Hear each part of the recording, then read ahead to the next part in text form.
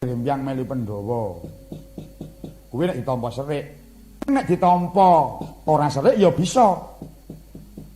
Pangandikane Ndara Putri mau mujudake pamit lan panyambuk tumraping Ndara Sanjaya. Sujana ki mesti marga wong nyatane sing kaya ngapa wong biyen ki melu Kurawa. Lagi saiki thukul pikire kaya ngono. Mula kaprayetan ki pancen kudu ditenenake. Pancen ora mung waton nampa iki bener kok. Kudu diseleksi. Sing selektif. Womonge kuwi. Iki karepe apa? Siapa yang ngerti? Ora mudeng kok omong. Iki mun nirake cah-cah kuwi. Ndara Putri, apa nala garing ketikanipun Ndara Sanjaya sampun sumpah badhe ngadepi dhateng Sinuwun Ngawangga. Batu pengek tobat. Yen menawa lagi percaya yen pancen Sanjaya kuwi pancen tresna marang para kadang Pandhawa. Ana kaonaye padha dimemanuki lakuning Raden Sanjaya iki mau. Monggo kula dherekaken. Monggo kula dherekaken Ndara.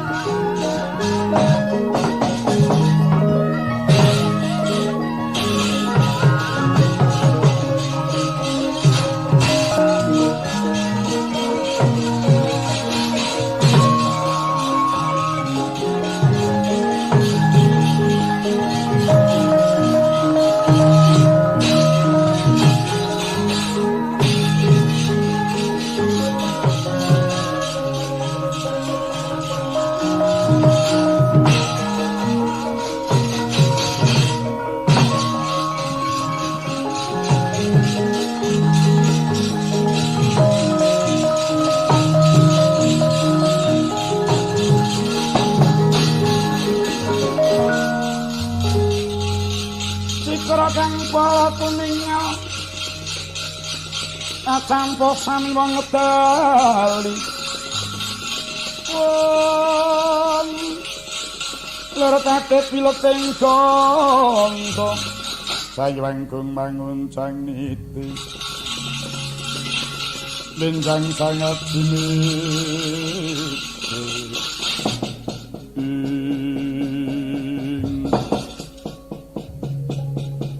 ora pangling iki Paman Sanjaya ingkang metukake marang lakuku.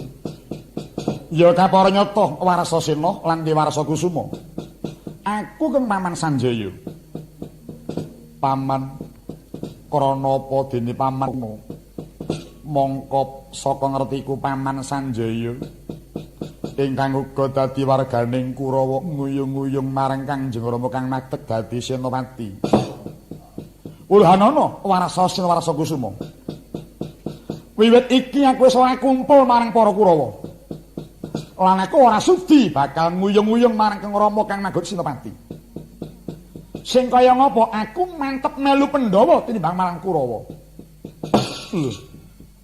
Kok mengkono Paman Sanjaya? Ya, sakarepmu lho ngaranmu. Becik temen aten-atenane Paman Sanjaya kang tanpa setya marang negara.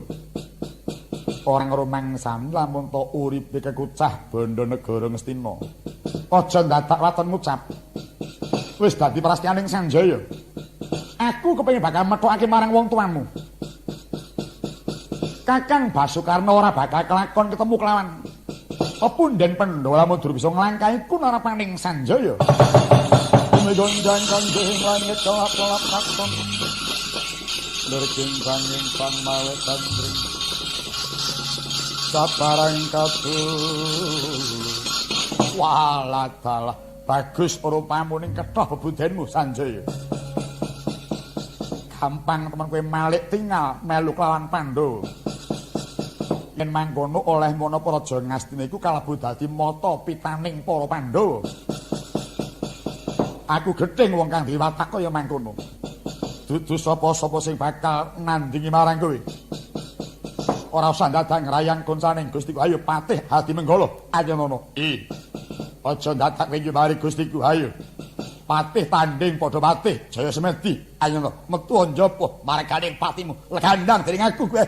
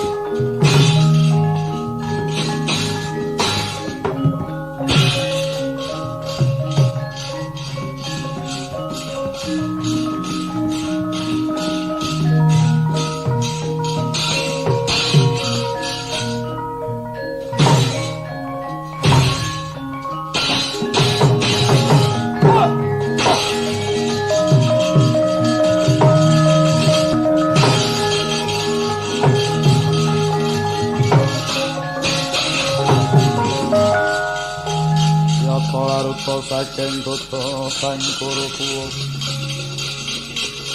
yang ngutus sang Sri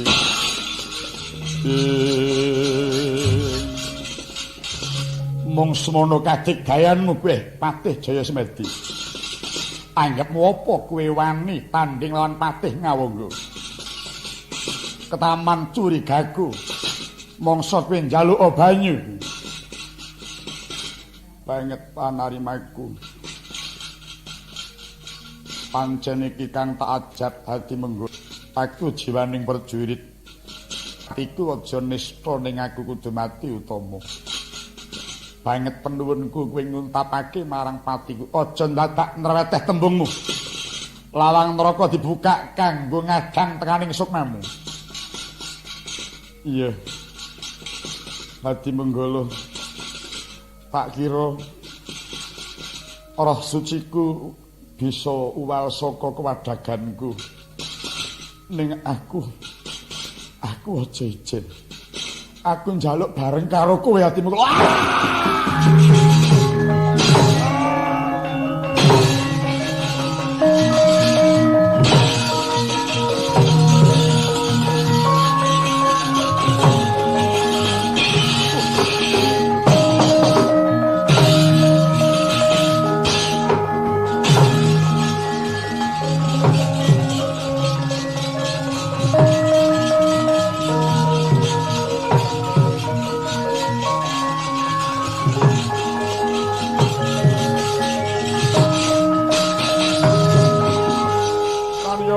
Pandhawa yuk gumulung bangun tiring tata Kurawa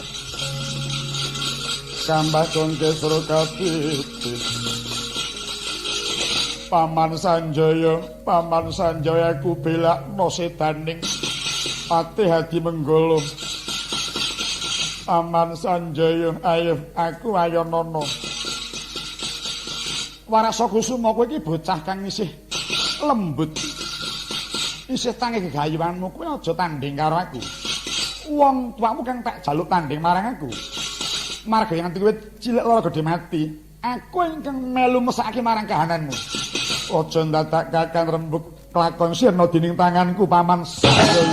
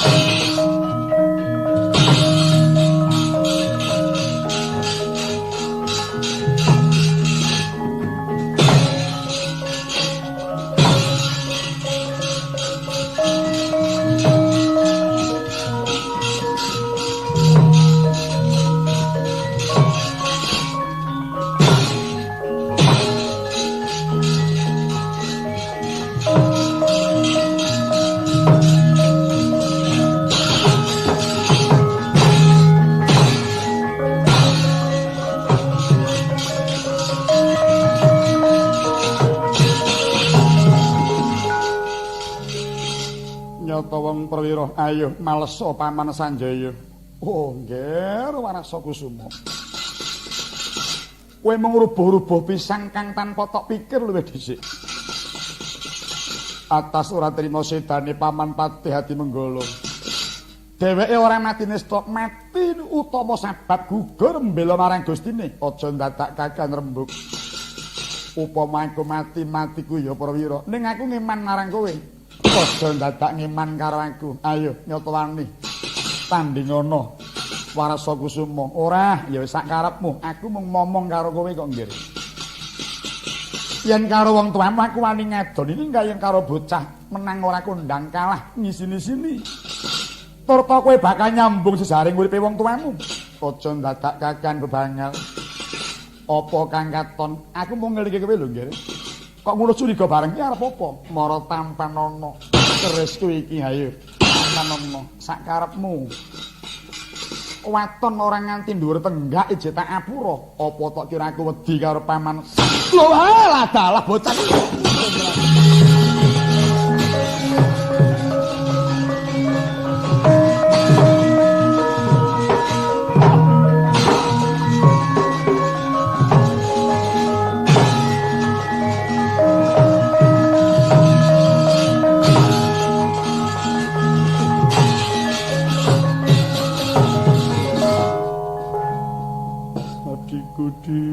Adikku Warasa Kusuma ora nyono si Adi ndhisikipun Kakang Yayi Warasa Kusuma ora mati dhewe tak belani Paman Sanjaya Warasa Sirna Ayanana Paman.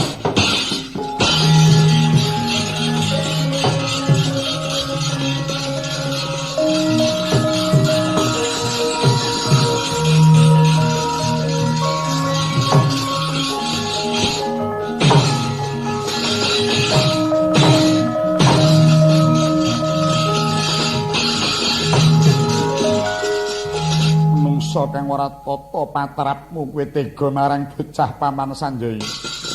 Warasasena pancen wis tak elikke adimu. Neng nekat wong tak elikke aja nganti ndur tenggak kok malah ngerangsang mestakaku.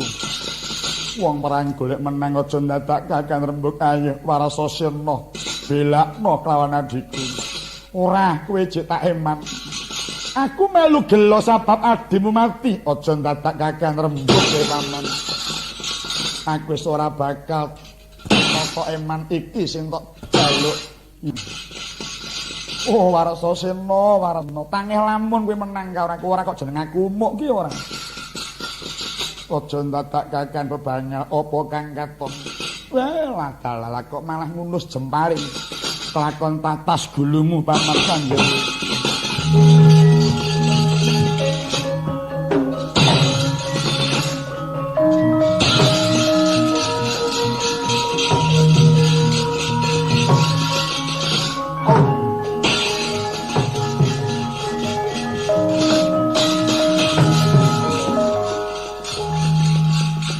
Anakku lan nengger Warasasena.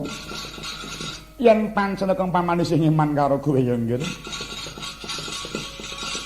Ning gandeng ora kena tak iman mongko arep bela kelawan adimu.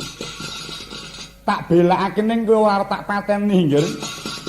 Gamanmu tak balekake muga kowe bali nyang negaramu ya nggir Warasasena.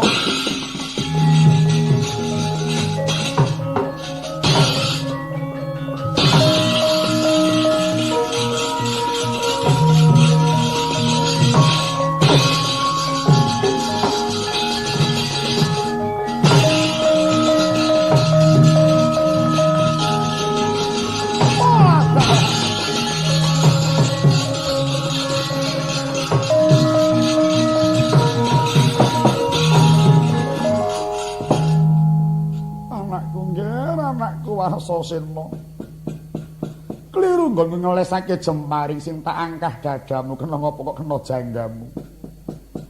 Ora dalah Warasasena kowe mati labuh marang wong tuamu. Kakang Awangga murang tata kowe ngumbar bocah. Ayo mudhara kreta Kang Awangga.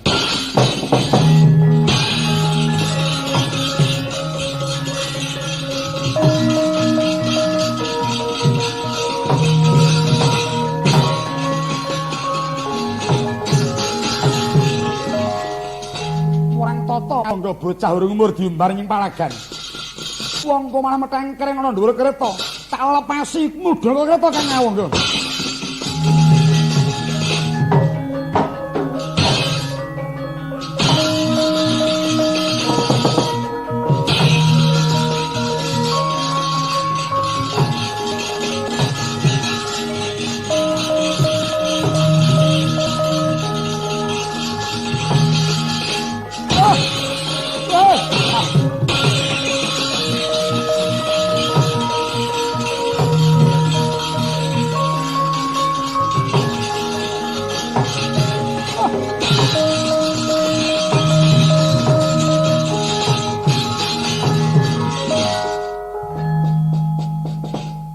Kirana Prabu, nuwun kula Rama.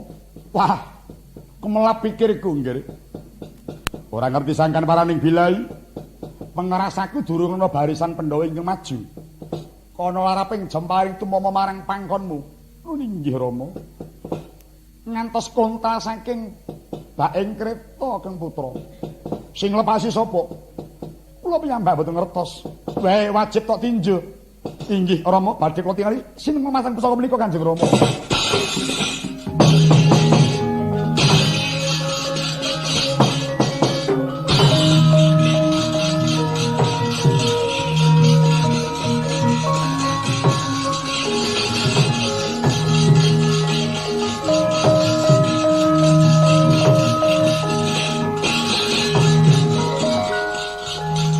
Pangening kalang ilang laklara pandamuntar pinon dari kekonang turung soro tetang padang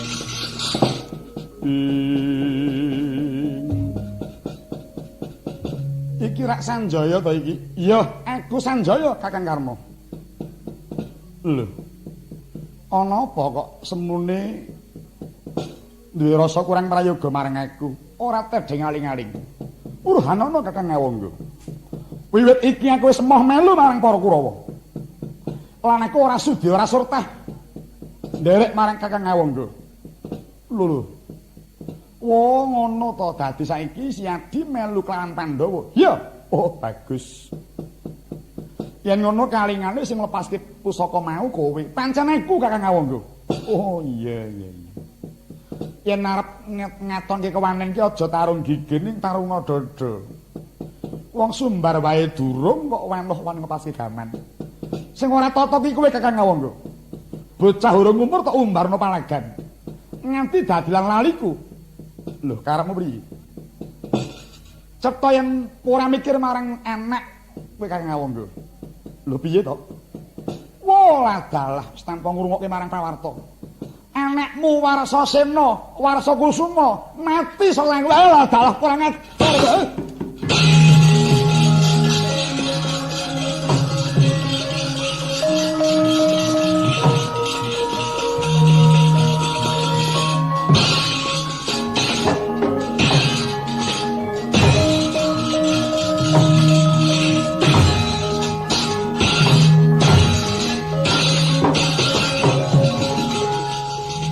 Ora tata patrapmu, kowe tega mateni anakku wae Sanjaya.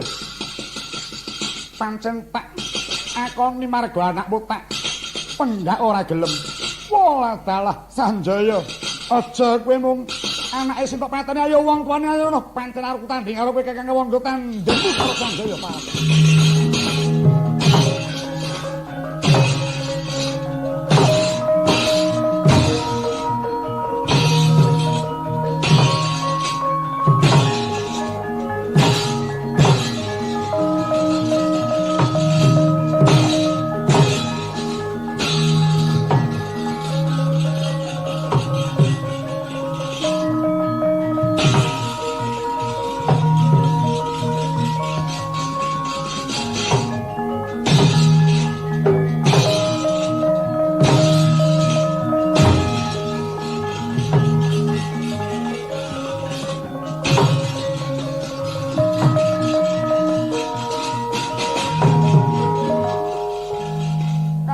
Sukarno, ayo aku patenono.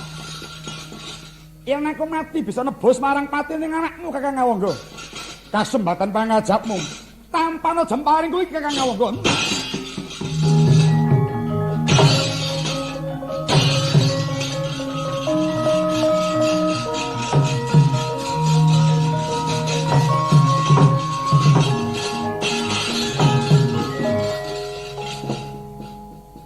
Sepira kekendelanmu lan kadigdayanmu manuh-wani ngadoni marang Ratu Ngawangga.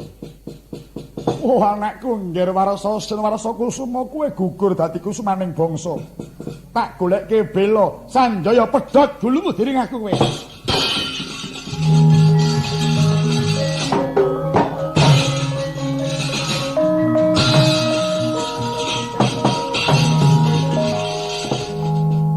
Lumarep pusaka ingkang sampun kalesaken saking Nalendra Ngawangga harsa tumanduk marang Raden Sanjaya. Jopret punang pusaka dumawah dadaning Sang Sanjaya. Pejah dados sendang Raden Sanjaya.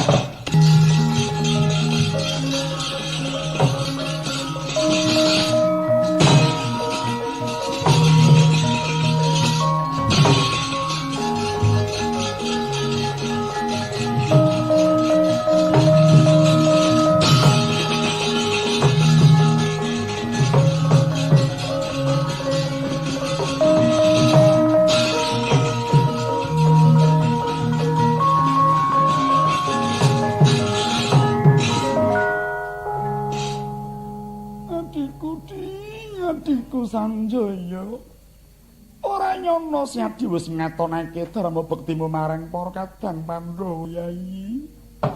Wah, Ndara Sanjaya kecegur sendang to. Oh iya. Sing kira ki mripatmu wis suwe. Ora kecegur sendang ning kok Ndara Sanjaya ilang kok iki kok jelek ana sendang. Ana sendang tiban ya. Heeh. Udan urung suwe kok ana sendang. kowe aja padha weton muni para Panakawan sumurupa sing dadi sendang iki ndaramu Sanjaya. Ndara Sanjaya dadi belik. Wah, ya iki. Panakawan, kula seksenana ya Panakawan, muga jagat uga nekseni. Sendang kedadiane Yayi Sanjaya tak wenehi jeneng Sendang Sanjaya.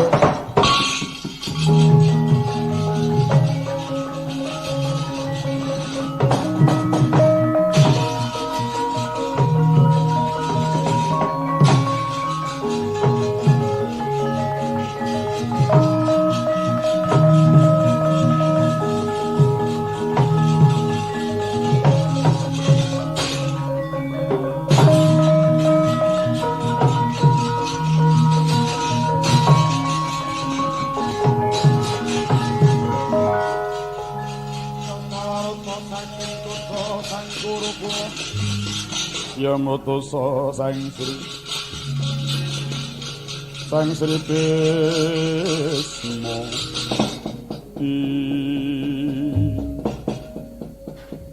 Yayi Wara Sri Kandi Kakang Basukarna iya. Lho. Kok nungkak krama napa?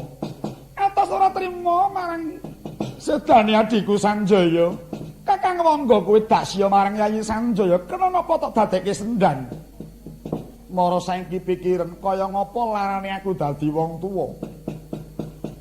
Dipegatake tresna saka tumindaking Sanjaya, anakku Warasa Sena Warasa Kusuma tumekaning pati. Durung patih hadi menggala kang sampyuh marang Patih Jaya Semedi. Sepira larane ngatiku kowe kudu melu ngrasakake. Wis lumrahe prajurit mati-mati ning palagan. Nek ngono ya padha wae wis lumrahe Sanjaya mati-mati ning palagan. Aku ora trima belakno patine Sanjaya, Sri Kandi. Kowe adikku wadon. Kowe aja sing maju, Wara Sri Kandi. Yen pancen Pandhawa arep ngetoke Senopati sing tak arep-arep bojomu. Ayo Janaka kon maju. Aku lan kalau dhisik bangkeku Kakang Awangga. Ora bakal tumandang karo prajurit wanita. Menang ora kondang kalah ngisi tebak dadamu derek.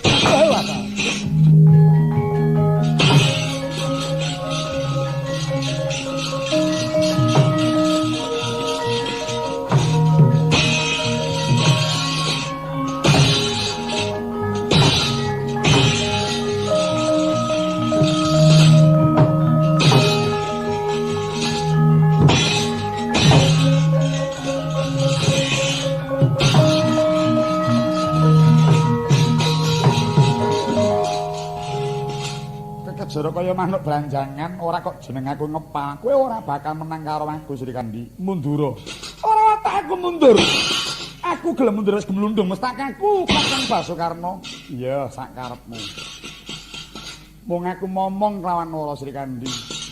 Amarga ning nganti kowe cilik lara gedhe temakaning pati. Oh, mendah kaya ngapa ngenesi adikku Janaka.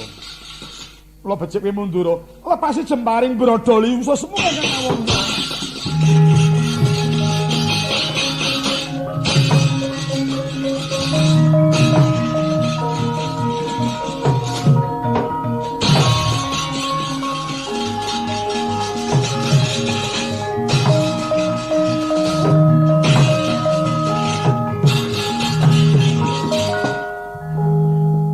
Upama titis jemparing mempre wong wulangane Janaka. Ning rahayune kok titis aku nyekel jemparingmu. Wara Sri Kandi, Wara Sri Kandi. Golek ana bojomu nyoh tak balekke pusakamu Wara Sri Kandi.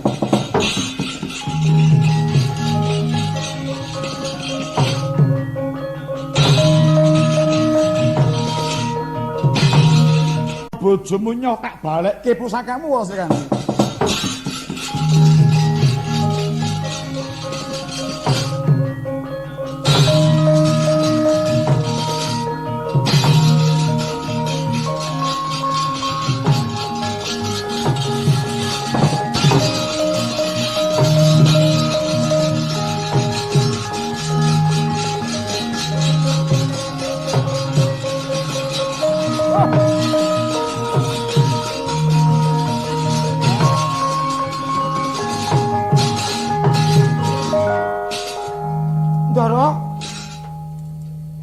Namanipun, Ndara? Lah, kenging menapa Ndara Putri? Lha, ngapa kok terus ndekem kuwi? Mati dewa Kakang Awangga gawe wirangku. Enten apa? Ndak lepasi semparing kena dicekel dibalekke menyang aku. Nanging dibenerke sinamku.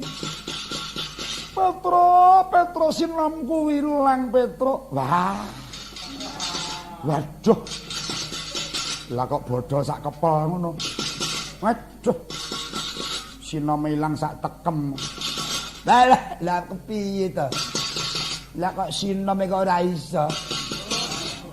Oh, tak diajur raimu ngono. Sinome Ndara Putri ora enek. Lho, sing gawe sapa? Dijempari karo Silun Ngawangga ngono. Alah ya engko gawe neh. Rekmane mburi iki diayokke mengarep ketok sithik. Topat Kakang Awangga gawe wirangku. Pangeran Arjuna kula nyuwun pengayoman pangeran.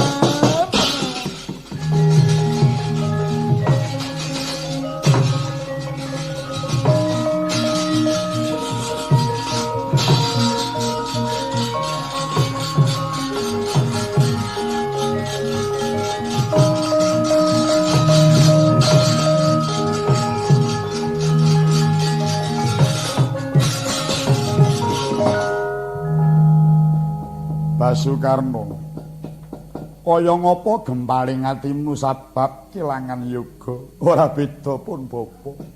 Kuwi putuku. Nanging kepiye meneh wis dadi pengajaping bocah loro. Nanging putramu gugur dadi kusumaning bangsa. Karna kula nuwun inggih Kanjeng Rama, lakras sampun dados prastiyanipun anak kula. Kula imutaken boten purun parikedah nderek kula dhateng Palegan. Boten nyono jebul menika sasmita. Ngrumiyini sowan dhateng resaning ayunan Kanjeng Rama. Ya, saja tok pikir. Marga wis pernah manggoni. Putramu wis tinimbalan dening sing kagungan, perkara Sanjaya mung dadi lantarane. Amarga nek nganti kendho bakal mbilaning burine. Elinga menawa sira iku Sintapati. Wis enggal munggah kereta ngenteni tekaning barisan saka Upalawiya.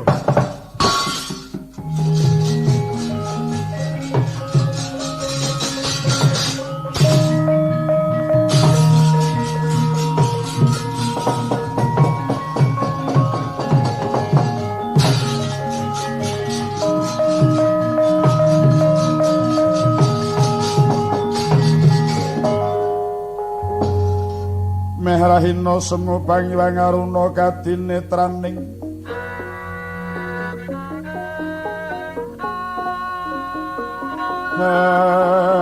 Anggora posaptaning kukila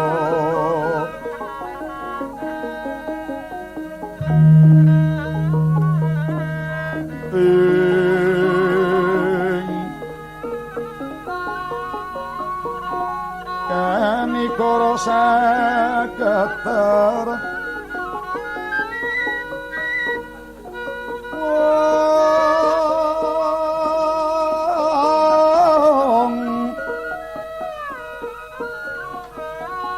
ini tungane ingkung leru sing anca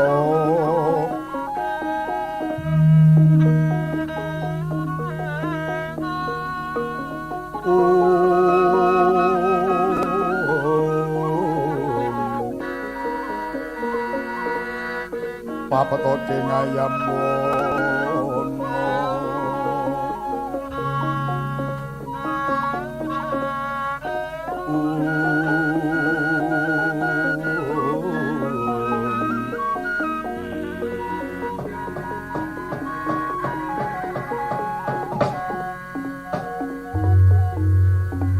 nalika samono Nalindra nganggo sampun minggah ing rata malih kekancangan saya majeng lampahing kereta ing pangajap ngentosi Senopati ingkang saking pasanggarahan Upalawiya. Wong dene para Sri Kandi ingkang kecalan sinom daya-daya ngupaya dhateng ing Raka Dyan Arjuna. Tanbuh gayeng upaya Sang Dyah Wara Sri Kandi sinigek ingkang lumawat nengna kang kinucap ing mangke datan kaya ingkang mapan wonten ing kedaton Wirata Sang Ratu Kunti ingkang nuju lenggah nampi marang sawanipun ingkang putra nenggih Dyanarjuna eling-eling atmaja ingkang kinasih mila datan Mekah dhatri nobong jroning Sang Arjuna.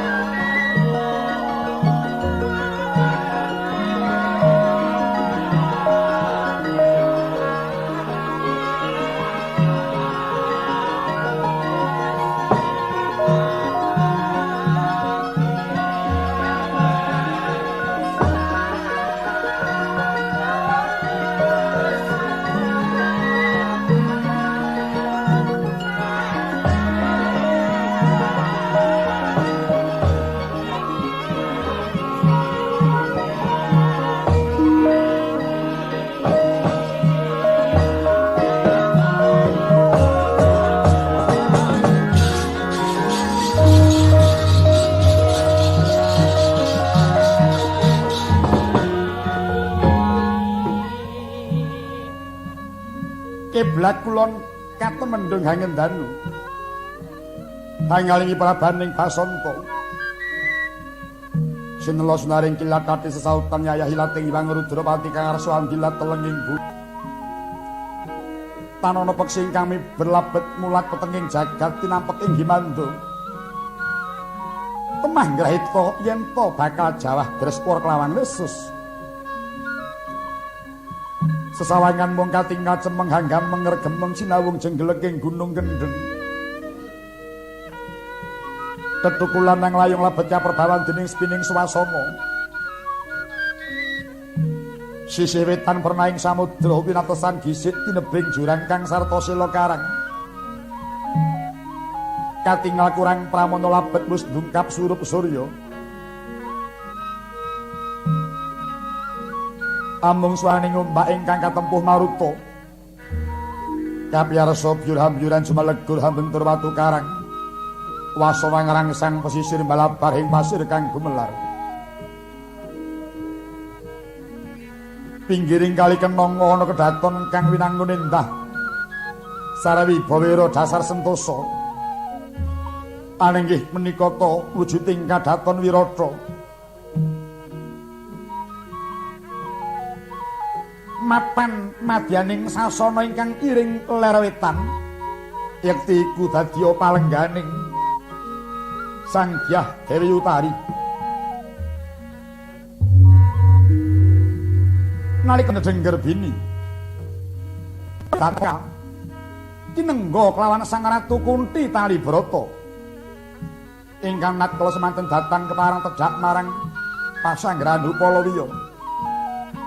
Ciptaninggalih Sang Ratu Kunti amung nengga dhumateng Dewi Utari ingkang sampun ngandhut punang jabang bayu titisaning sawargi Sang Abimanyu. Sawetawis lenggahing Sang Ratu Kunti datang kendhat tansah dikir nyuwun dhumateng Gusti Kang Karya Jagat. Tengah ratri nindakaken tahajud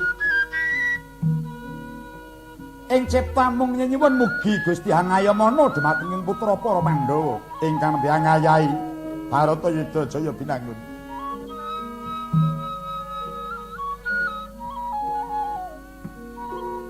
Sawetawis lenggahing Sang Ratu Kunti katingal sowanipun ingkang putra Raden Harjuna. Arep-epeh Yayasata ninggah krama. Wus nyemarak ngabiyantara mangsa sumembah lenggah tumungkul hamari kelukayaken konjema pertala mukani. Kagiat Sang Ratu Kunti dupi nampi marang swanipun ingkang putra Dyanarjuna. Temahing batos tuwuh tandha pitaken apa wigatine dening ingkang putra wangsul jumujugi kedaton Wirata. Sinamuning samudana sadoning adimanis Sang Ratu Kunti kaya wis tanggap marang ulat paswanipun ingkang putra.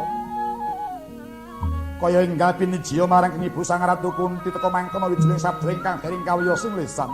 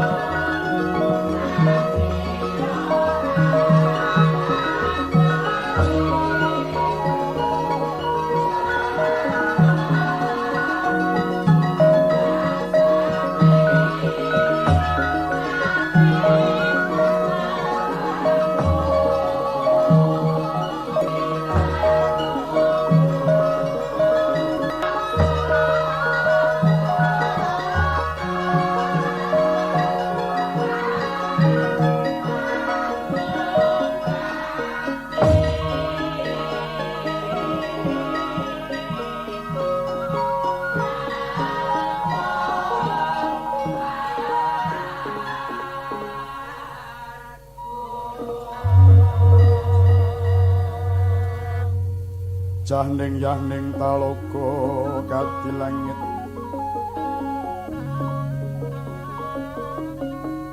Mambang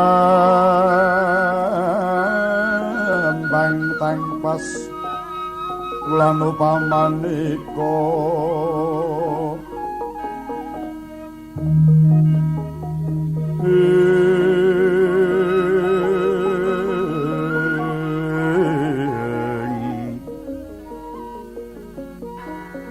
Wintang kliwa kusumaya semawur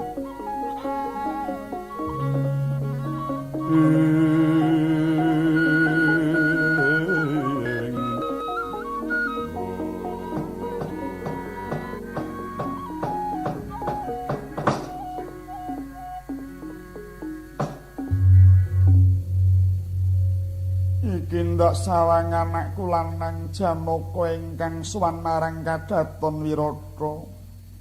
Arjuna padha raharja sak sowanmu ya nggih. Kula ninggih dhateng kapundi paring perembagi paduka Kangjeng Ibu. Wangsul putra paduka kula ngaturaken sungkem mugi kunjuk wonten ing sahandhap padanipun paduka Kangjeng Ibu. Iya nggih Arjuna wis ndak tampa banget panarimaku. Katon semengko pangawak Bajra sowan wana ngersaning pun ibu nggih.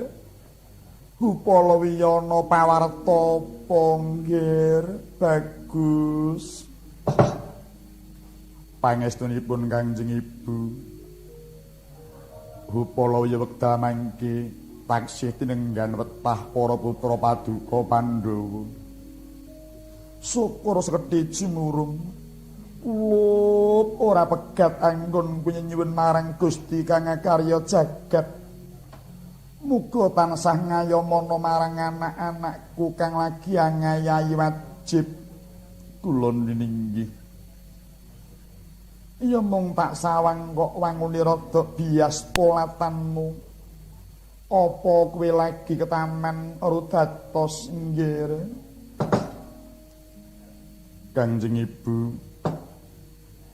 Mbok bilih Kanjeng Ibu sampun pirsa dhateng legetaning manah kula. Kanjeng Ibu mboten nyana kados mekaten woing Baratayuda. Ingkang purun mboten purun kula kedah pisah kaliyan kadang. Pisah kaliyan pepundhen ingkang jahat kula tresnani. Anakku nggih Arjuna pancen iku mungguh waing peperangan. Sira kulup aja nganti kelet tumantil marang kahanan kang bisa rusak. Awit nyatane Pandhawa mung netepi jejibaning dharma luhur. Ingkang mengkono ora perlu kowe ngresah susah sebab kelangan punden. Aku ora maido kaya ngapa susahe ngatimu sebab koncatan marang gurumu. Lan pun ibu ora maido kaya ngapa gempaling atimu sebab sira kelangan putuku Abimanyu. Lan atmajamu liyane. Nanging nggih Arjuna percaya jroning atimu. Guguring atmajamu ora gugur sia. Mbok menawa turun saka atmajamu kang lagi kinandhut kelawan mantumu Retna Utari iki. Mbuh besok lair lanang apa wadon bisa nerusake lelabuhaning atmajamu. Nerusake marang sujarahmu ya nggih. Kula ninggih. Wontene sowan kula wonten rasa paduka Kanjeng Ibu sawetawis kula kepengin badhe nginggaraken manah kula. Iya nggih, sawetara kowe nyemenekake atimu ora dadi apa. Waton sira kulup ora lali marang kang dadi jejibahan luhur ya nggih. Kawula ninggih. Awit ngerti ya kulup kautamaning manungsa kang urip aning praja. Aja lali tansah percaya marang Gusti kang karya jagat. Lan darbiya rasa ngurmati marang sesamaning bebrayan kang padha manembah marang pangeran. Metu marang marganing panguwasa luhur lan kapercayan suwang-suwang. lan maneh kula tansah ngajenana marang sesamaning titah miturut endhek dhuwuring pangkat lan asor luhuring darajat uga tansah tresna marang sesama anggunakna rasa tepa slira marang sapadha apa maneh tansah ngurmatana marang bangsa liya ingkang mamrih rahayu nadyan to sira iku katone padha beda-beda nanging kulup iwakong silunturing reh manunggalmu kang wis padha nyawiji nunggal sawadah manunggaling cipta rasa karsa lan karyane hawit iya kanthi nunggal sawadah iku kulup sayekti kena kanggo mbela bebender adhedhasar adil kanthi rila ngrubanake apa wae kang ujube kinarya keperluaning negara kelawan bangsamu nanging jroning nindakake apa wae nggir aja ninggalake marang saraseyan ingkang kerampunganing rembug padha bisa ditindakake bebarengan kanthi gedhening rasa tanggung jawab tumraping Gusti iya tumraping bebrayan lan sira kulup tansah nengena utawa ngutamakna marang keperluaning bebrayan katinimbang keperluanmu pribadi ngrembakakna tumindakmu ingkang becik sarta luhur kareben tumlarang bebrayan kanthi dasar guyub rukun sayek saeka kapti aja nganti lali kula tansah gedhekna rasa tulung tinulung aja pisan-pisan nindakake panguwasamu mungkin narya kanggo milik barang kang melok susu malak mung sabab kaselak muluk sebab kang mangkono kuluk ateges sira ora ngajeni marang karyaning liyan lan mesti ora bisa mujudake marang majuning bebrayan ingkang tundhone ora maujud dununging adil ingkang murata mula becik kudu ditimbangake ya nggir ing antarane wewenang lan kewajiban kanthi akal kang ketemu ing nalar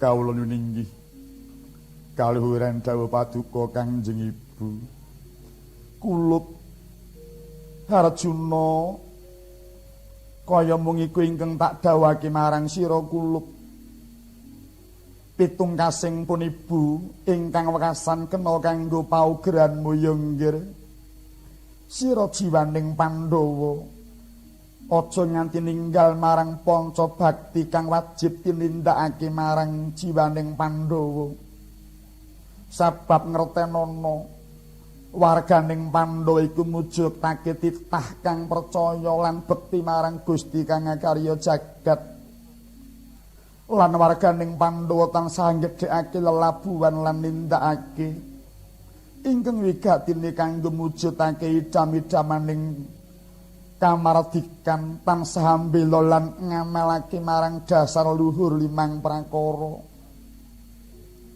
lan warganing Pandhawa iku tansah mbudidaya lan miyara kerukunan manunggaling bangsa kanthi watak setya marang rowang warganing Pandhawa darbe tekad kang wis gembleng tansah ngleksanakake apa kang dadi panjriting bebrayan agung kanggo ambangun bebrayan kang adil makmur tentrem tertib lan sentosa geneping panca bakti warganing Pandhawa tetep setya marang undanging dasar praja ngutamakake wekeling nyambut gawe kanthi jujur lan tanggung jawab juning nindakake ambabar kahanan anyar lan wewangunan ya nggir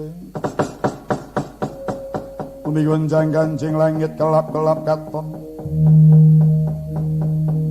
dari kincanging sang maweh gandrung praptaning Nalendra Dwarawati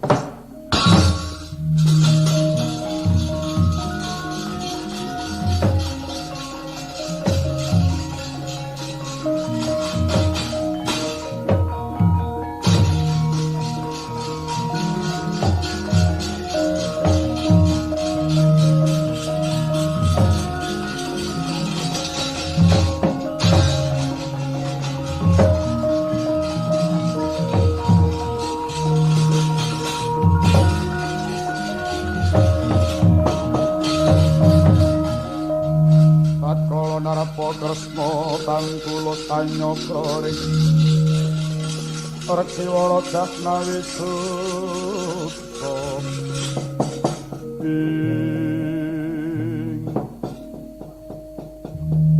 Kawula nuwun Bibi Ratu putra paduka ingkang abiyantara Bibi anak Prabu ing Dwarawati ingkang sowan marang Kedaton Wirata sawise Raharja laku ninggir anak Prabu ana wigati apa akamun Bibi kula nuwun inggih Bibi Ratu keraya-raya kula ngabiyantara wigatos namung upaya dhateng kadang kula Yayi Arjuna nyata mboten klintu pangraos kula bilih Dimas Arjuna wekdal mangke nembe sowan Kangjeng Bibi Ratu pancen kapara nyata nggih anak Prabu adimu lagi nginggarake pikir sowan marang pun Bibi pangabekti kula Koko Prabu iya Dimas Arjuna wis tak tampa wigatine apa nggih sumengko ngupaya marang adimu Arjuna kula nuwun inggih Bibi Ratu matur wuninga bila wekdal mangke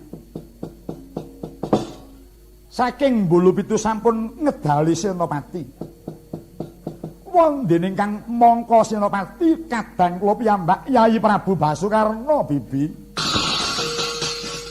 yatrangen kalang yana lar pandamun sareng pinondar kekonang surem sorote tang padang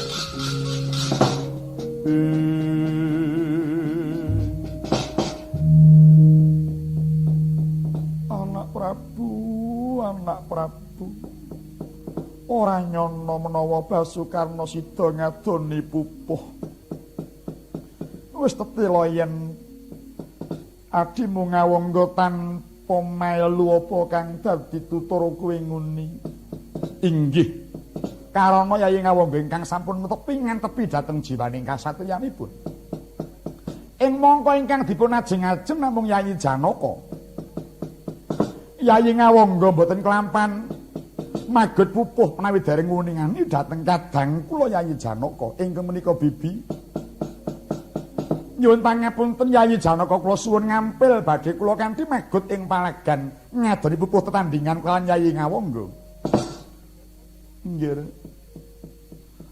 pun Bibi ora bakal awel yen to pancen Janaka kang diarep-arep dening kakangane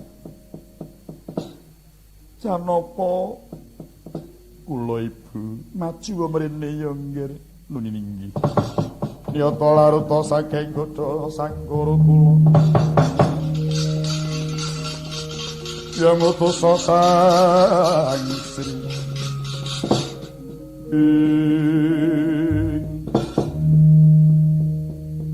Arjuna kula Ibu sira kulupus midhanget pangendikane Kang Raka Dwarawati manawa dina iki Kang Raka ngawangga ingkang ngadoni pupuh monggo sing diarep-arep mung kowe Janaka